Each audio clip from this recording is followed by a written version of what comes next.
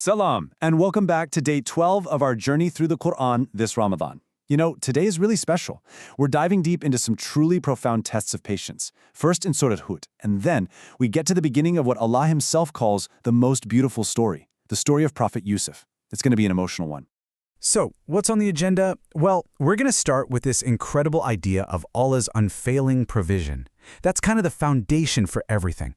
Then, we'll walk through some truly timeless lessons from the trials of the prophets. We'll get into that most beautiful story, starting with a dream that leads to a dark, dark well.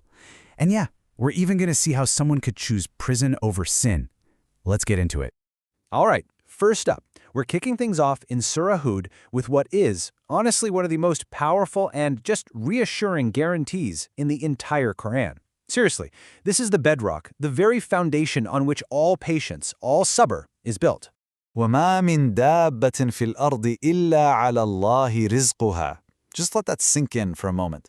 This isn't a suggestion, it's an absolute ironclad promise from Allah. Think about it. Every single creature on this earth, from the tiniest ant scurrying under a rock to the biggest whale down in the deepest parts of the ocean, Allah has personally guaranteed their rizq, their provision. It's a huge weight off our shoulders, right? It tells us, look, our job is to focus on obedience. The provision, that's on Him. Okay, so with that foundation of trust in place, let's see how it gets tested. And oh boy, does it get tested. Surah Hud tells us the story of Prophet Nuh, but with a level of heartbreaking, emotional detail that you just don't find anywhere else. It's raw. وقال اركبوا فيها بسم الله مجراها ومرساها.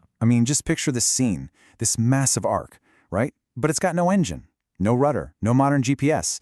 So how does it move? How does it anchor? It's powered by one thing and one thing only, the will of Allah. The engine was pure tawakkul, that complete absolute reliance on God. It's such a powerful metaphor for our own lives, isn't it? We sail when He says sail, and we anchor when He says anchor. وَنَادَى نُوحٌ ابْنَهُ. Wow. Can you even begin to imagine this moment? The world is ending, the floodwaters are raging, and a father, a prophet of God, is making one last, desperate plea to his own son. Oh, my son, come with us. The sheer anguish, the love, the desperation in that call, it's a lesson that hits you right in the heart.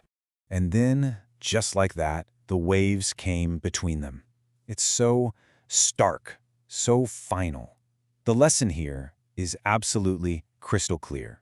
And it's a tough one. Your family, your lineage, it can't save you. Think about it. This was the son of a prophet, and it wasn't enough. In the end, it's all down to your own personal faith. That's the only thing that provides real salvation. So as we close out these incredibly powerful stories in Surah Hud, the Quran makes a seamless transition.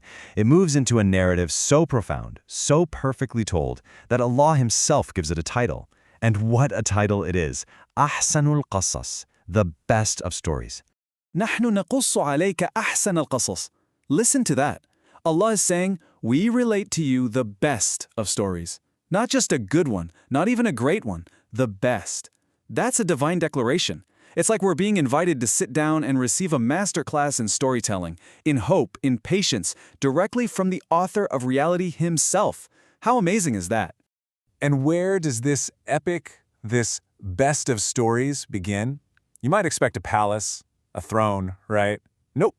It starts with a dream. A divine dream that lights a fire of jealousy, which then leads to one of the most shocking betrayals you can imagine, and ends in the darkness of a well. The sequence of events here is just stunning. You have this beautiful, prophetic dream, a glimpse of the future, and what's the immediate response? The absolute ugliest of human emotions, envy, from his own brothers. They conspire, they betray him, they strip him of the special shirt his father gave him, and they throw him into a well, leaving him for dead. It's just a moment of complete and utter betrayal, total helplessness. وَأَوْحَيْنَا إِلَيْهِ لَتُنَبِّئَنَّهُمْ بِأَمْرِهِمْ هَذَا. But here's the thing. Even in that darkness, at absolute rock bottom, when all hope seems lost, what happens?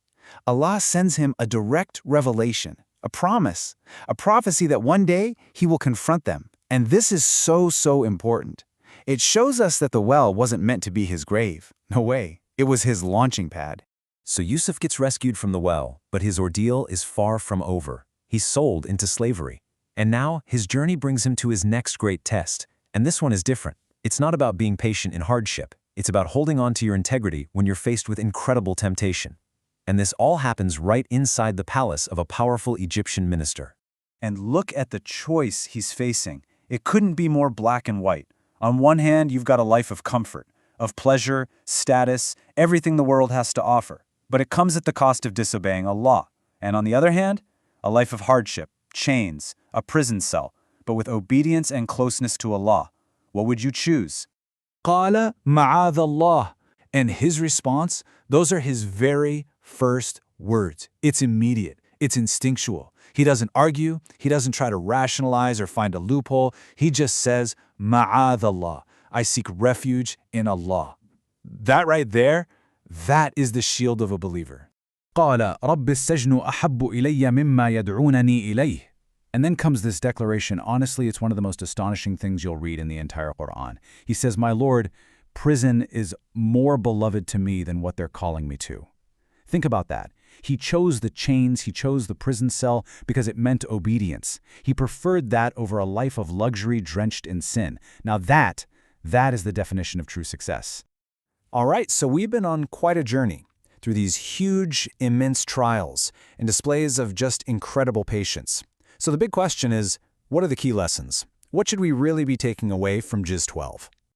Okay, let's try to wrap our heads around some of these treasures. First up, Allah's rizq, his provision, is absolutely guaranteed. Your job is obedience. Second, that trust, that tawakkul in Allah, it's the engine that moves your life, just like it moved Prophet Nuh's ark. Third, and this is a big one, your own faith is what saves you, not your family tree. Fourth, if you receive a divine dream or a calling, you're going to need divine levels of patience, or sabr. And maybe most importantly, remember that choosing hardship in obedience is true success. At that first whisper of temptation, ma'adh Allah. And finally, never ever forget that your darkest moment, your own personal well, might just be the beginning of your greatest chapter. And so we'll close with this absolutely beautiful dua, this prayer. اللهم حول آبارنا إلى عروش كما حولت بئر يوسف إلى عرش مصر. It's a prayer asking, O Allah, transform our wells into thrones, just as you transformed the well of Yusuf into the throne of Egypt. It's basically asking Allah to take our own personal trials, our own wells of despair or hardship, and turn them into victories, into triumphs, just like He did for Prophet Yusuf. Ameen. See you on the next Juz, inshallah.